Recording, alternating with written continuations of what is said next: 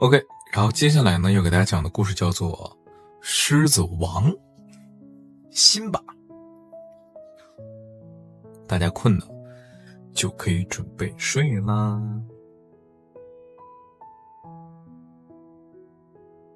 开始。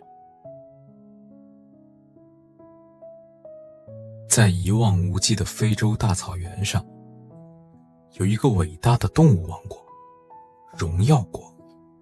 成千上百种动物在这里繁衍生息。荣耀国的国王是一只威猛的雄狮木法沙。这天，国王木法沙和王后莎拉碧的儿子出生了，他们给他取名为辛巴。木法沙召集所有的动物前往荣耀石，共同庆贺小王子辛巴的诞生。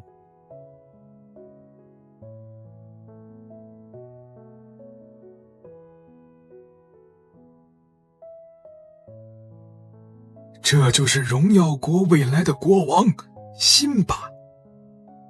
充满智慧的国师狒狒拉齐菲一边高声吼着，一边将刚刚出生的小狮子辛巴高高举起。木法沙和莎拉碧看着自己的儿子，脸上充满了慈爱。木法沙发现所有的动物都来庆祝辛巴的诞生，唯独他的弟弟刀疤没有来。刀疤心肠恶毒，一直对木法沙怀恨在心，因为他认为是木法沙夺走了他的王位。现在小王子辛巴出生了，他继承王位的梦想更不可能实现了。时间一天一天的过去，辛巴长成了一只健康聪明的小狮子。一天，木法沙带着辛巴来到荣耀石，语重心长地对他说：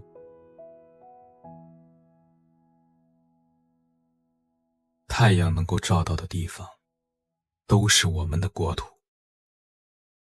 辛巴点点头，问道：那太阳照不到的地方呢？太阳照不到的地方不属于我们，你要记住，永远不要踏进那里一步。木法沙坚定地说。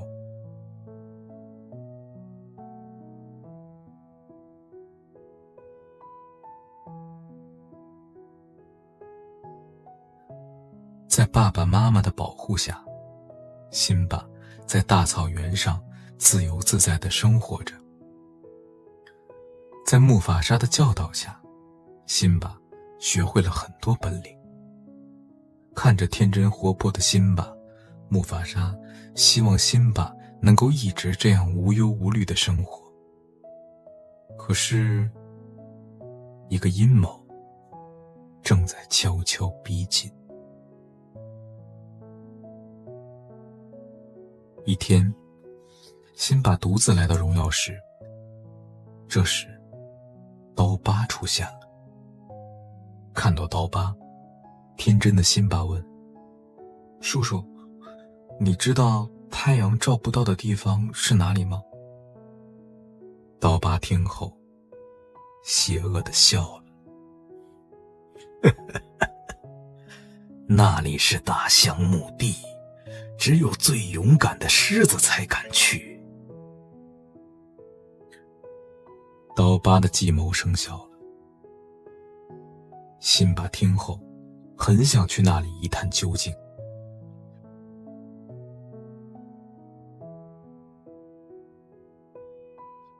辛巴找到了好朋友娜娜。娜娜，我们一起去大象墓地探险吧。娜娜一口就答应了。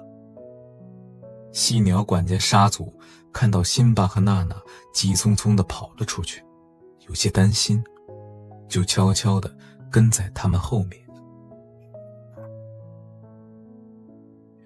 不知不觉，辛巴和娜娜来到了一个阴森可怕的地方。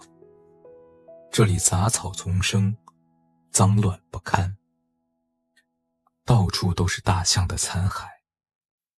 这里应该就是大象墓地吧？辛巴小声说。突然，3只丑陋的猎狗从草丛中跳了出来，挡住了他们的去路。猎狗们面目狰狞地朝辛巴他们走过来。谁让你们来到这里的？这里是我们的地盘！猎狗们凶狠地吼道。你们想干什么？辛巴勇敢地说。娜娜，沙祖，快走！还没说完，猎狗们已经扑了上来。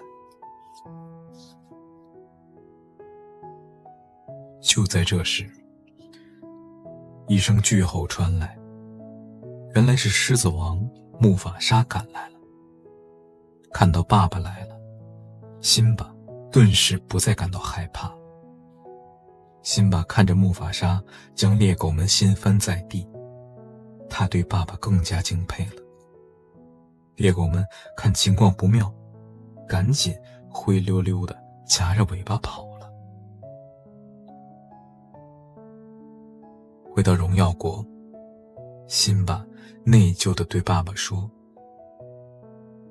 爸爸，对不起，我不是故意不听你的话，我只是想要证明我很勇敢。木法沙听了，并没有责怪辛巴，而是温柔地说：爸爸没有怪你，只是你要记住，盲目探险并不意味着你很勇敢。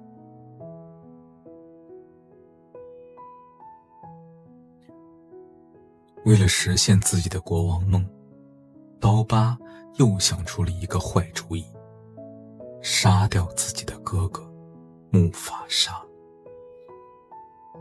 他找到了大象墓地里的猎狗们，他们一拍即合。过了几天，刀疤见到辛巴，骗他说：勇敢的辛巴，你的爸爸现在在山谷里有危险，你快去救他吧。辛巴毫不犹豫地向山谷里跑去。等他到了山谷里，却看到不远处有成千上万只角马疾驰而来。不行，这样下去很有可能会被踩死。辛巴抬头看到一只枯木，快速跳了上去。刀疤又找到木法沙，告诉木法沙，辛巴在山谷中正被角马追赶，情况十分危急。木法沙听到辛巴有危险，飞快地跑到了山谷里。他冒着生命危险，跳入了角马群，将辛巴救到了安全的地方。可是，就在木法沙即将爬上悬崖时，脚下的岩石滚落，木法沙只好用自己的爪子紧紧抓住悬崖边上的石头。这时，刀疤出现了。快救我，弟弟！木法沙对刀疤说。没想到，刀疤不但没有救他，反而将木法沙狠狠地推下了悬崖。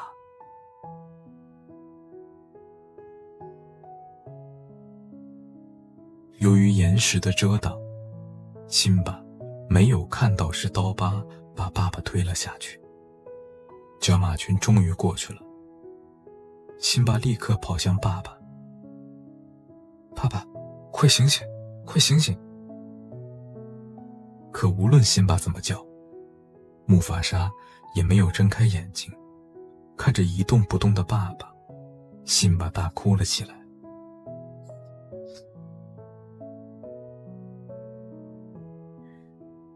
都是因为你，是你害死了自己的爸爸。刀疤恶狠狠地对辛巴说：“不是我，不是我。”辛巴哽咽着说：“你害死了国王，王国里的人是不会放过你的，你快逃吧，永远不要回来。”刀疤说。辛巴听了之后，伤心又自责地跑开了。跑了很远很远之后，筋疲力尽的辛巴晕倒在了地上。野猪鹏鹏和猫鼬丁满发现了晕倒的辛巴。醒醒，醒醒！鹏鹏